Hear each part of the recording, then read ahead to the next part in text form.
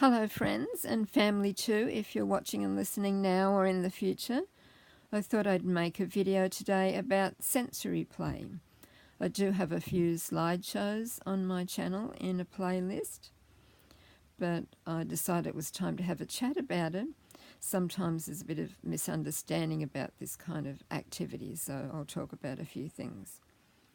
So sensory play is something I didn't use a lot with our children, other than they had water play and playing in mud and doing nature gardens and so on. But I totally embraced it and learnt more about it by the time our youngest grandchildren were here. And I've also used it a lot with my students, both young and old. So it's a very therapeutic activity, and you find all ages will want to put their hands in and have a play.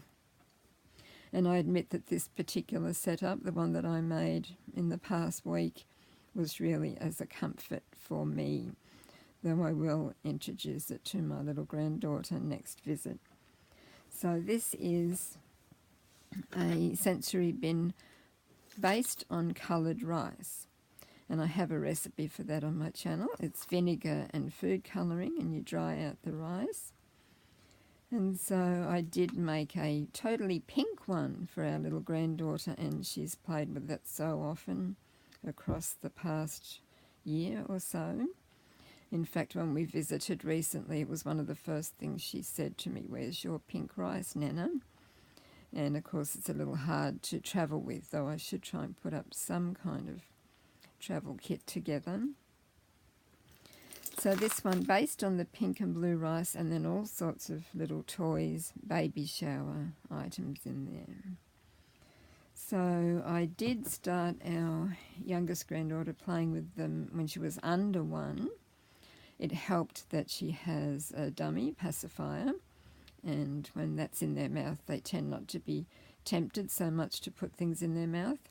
Generally they're non-toxic anyway, the base of the sensory play, but it's the tiny things, of course, the choking hazard, and you just make sure you supervise, don't take your eyes off them, because it is a shared activity.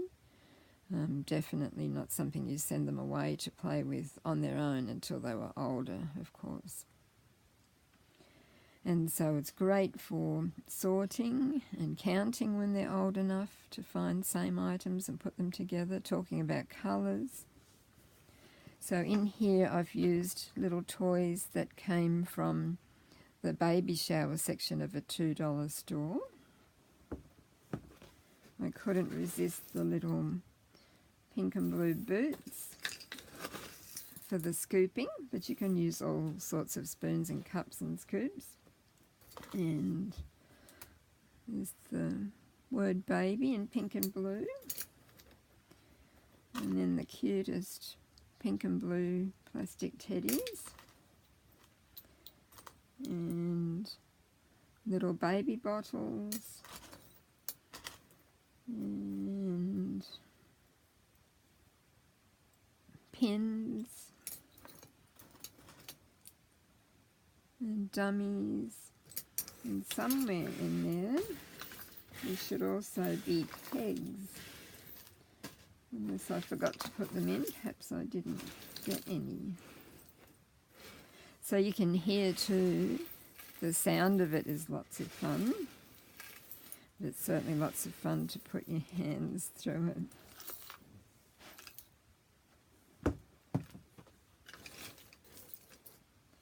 And I was thinking, even though I don't have little students at the moment and no little grandchildren close by, I think there's nothing wrong with setting a few things up like this and being creative and recording it for the future.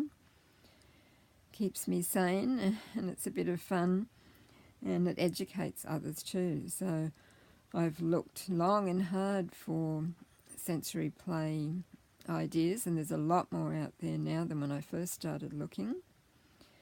Many different things that you can do. So water beads, kinetic sand, all sorts of beads and counters, and I have a lot of tiny toys because when I teach piano I use them on the keys, to teach the students about locating the music alphabet and all that kind of thing. And so I keep them all in tiny containers. I have shared them on a video showing my teaching space once before. And you can rotate the things that you use in there as well, and just store the rice or the base of the sensory bin in plastic tubs and then add things to them later on. So that was a bit of a different video for a Monday morning, but I hope you enjoyed seeing that. I had a lovely comment from someone recently on one of my other sensory play videos that she was a young 14-year-old teen mum, and she was thanking me for the idea and said she'd use this in the future with her daughter, and I thought that was lovely, and she was a fellow Aussie too. So it does open up a whole new world when we can find people who are looking for things and we can share ideas. Of course, as part of the dolly hobby too, we love to have baby things around, so that was definitely the inspiration behind this one. I don't have any more grandbabies arriving in the near future anyway. I'm sure there's more to come, and possibly great-grandchildren too. So I hope everyone's doing well. Thanks for watching and listening.